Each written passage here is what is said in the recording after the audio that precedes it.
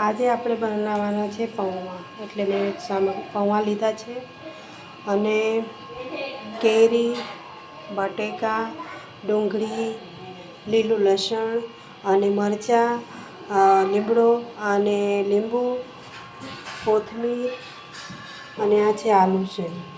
હવે આપણે તેને બનાવીશું. તેલ નાખીશું તેમાં 3 પાવડા. હવે તેમાં આપણે 3 પાવડા તેલ નાખીશું.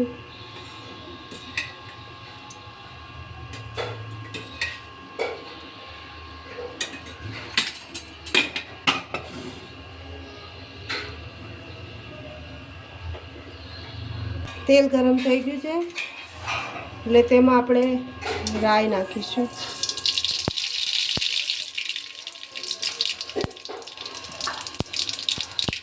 હવે જીરું,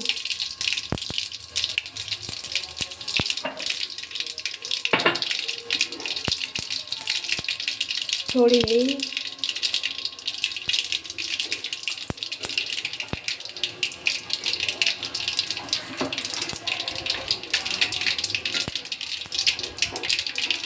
તેમાં ડુંગળી નાખી દઈશું.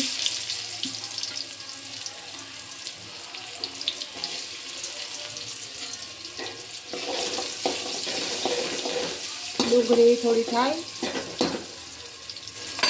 પછી તેમાં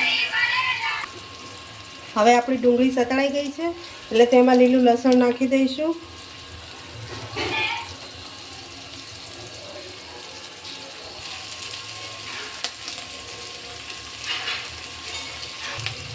હવે તેમાં બટેકા આપણે નાખી દીધા છે.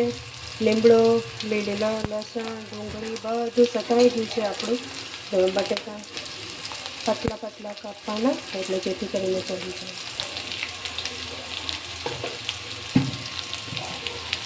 હવે તેમાં 1 ચમચી આપણે મીઠું નાખીશું. સ્વાદ અનુસાર મીઠું આપણે એમાં નાખી દેવાનું. મેં 1 ચમચી નાખી છે. હવે તેને હલાવી લઈશું.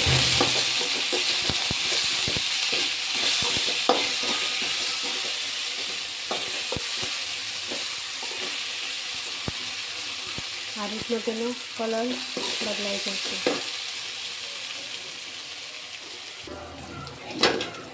હવે તેમાં આપણે આ કેરી નાખીશું અને હલાવી લઈશું.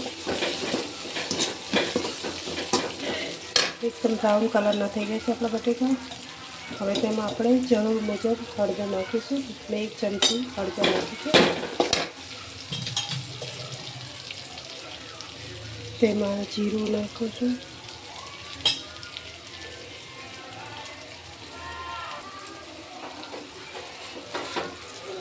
તેમાં આપણે લીંબુ નીચોવી દઈશું.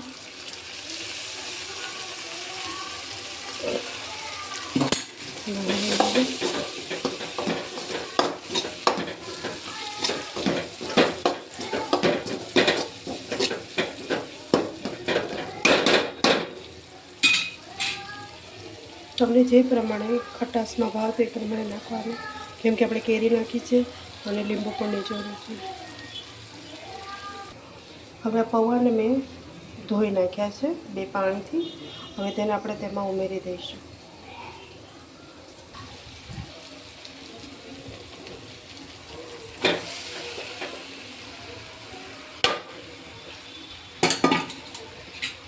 હું તેને ધીરે ધીરે આ રીતના હલાવી લઈશું જેથી કરીને આપણા છૂટા થાય પૌવા. બરોબર બધા હલાવી લઈએ. હવે આપણા પૌવાને આપણે હલાવી લીધા છે બરોબર. હવે તેમાં આપણે કોથમીર નાખીશું.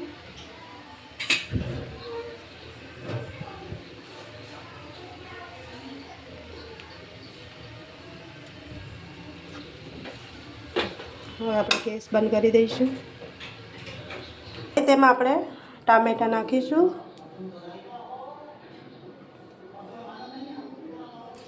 તેમાં આલુ સેવ મેં લીધી છે તે પણ નાખીશું. તમને જે ભાવે તમે નાખી શકો છો. હવે થોડી કોથમીર નાખીશું.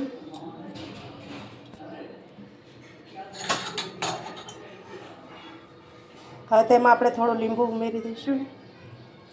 તમને જે પ્રમાણે ખટાશ ભાવતી હોય તે પ્રમાણે તમારે નાખવાનું. હવે આપણા પૌવા તૈયાર છે.